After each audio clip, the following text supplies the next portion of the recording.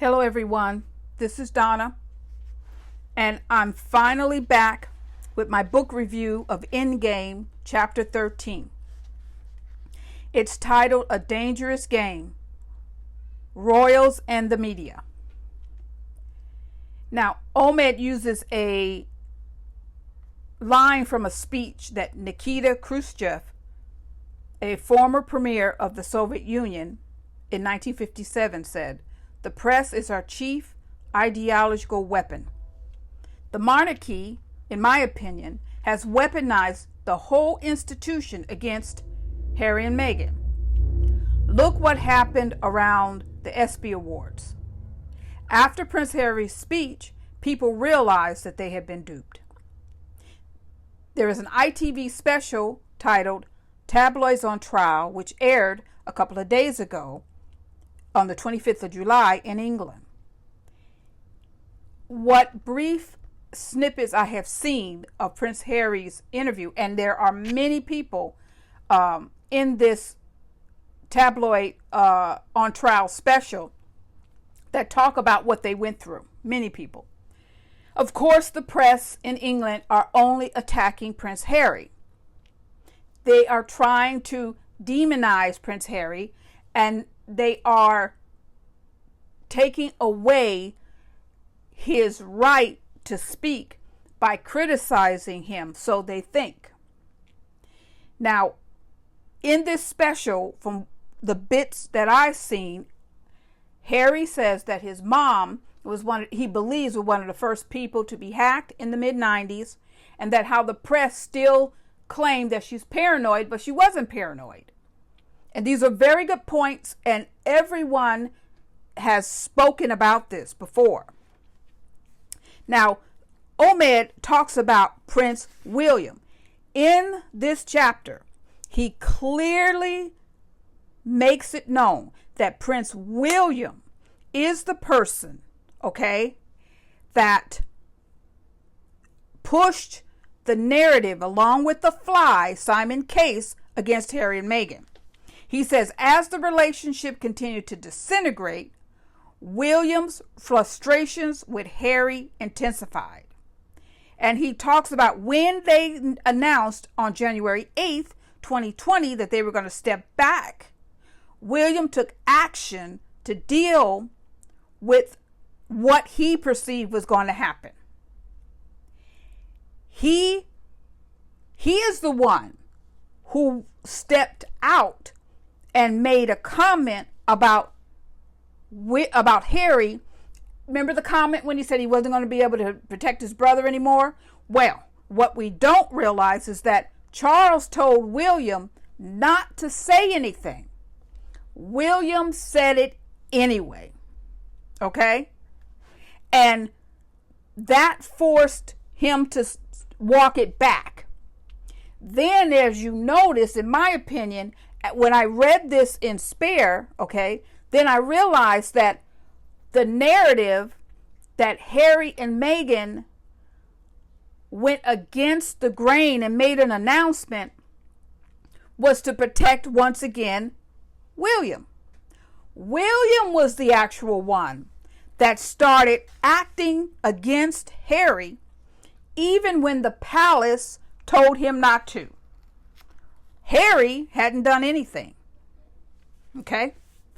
He also tells us about the relationship between the tabloids and the palace.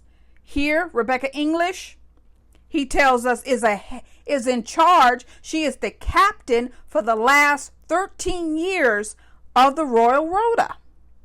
We didn't know that. She decides who goes where, who does what, and what gets printed.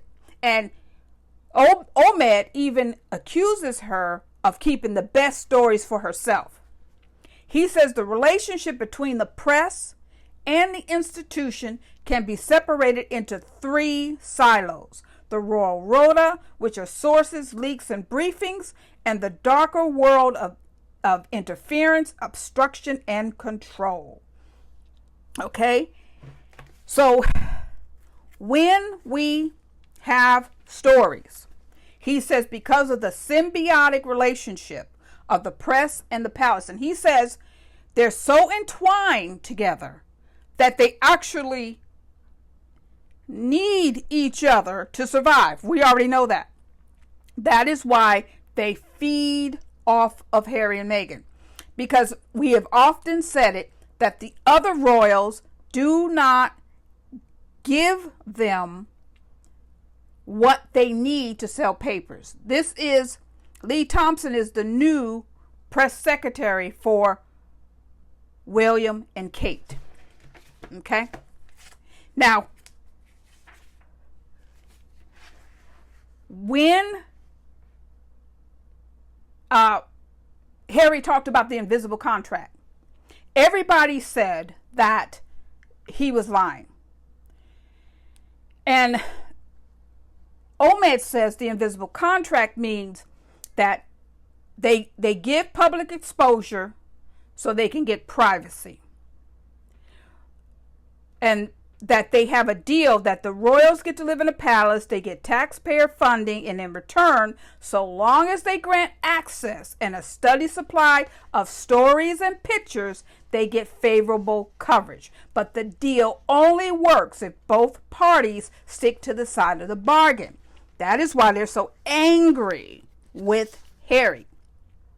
Harry came out in the bit that I saw of the ITV special, and said that he doesn't understand why his family doesn't fight the royal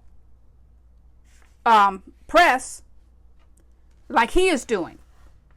And of course, they're attacking him on this. Now, also, he talks about the people who helped Camilla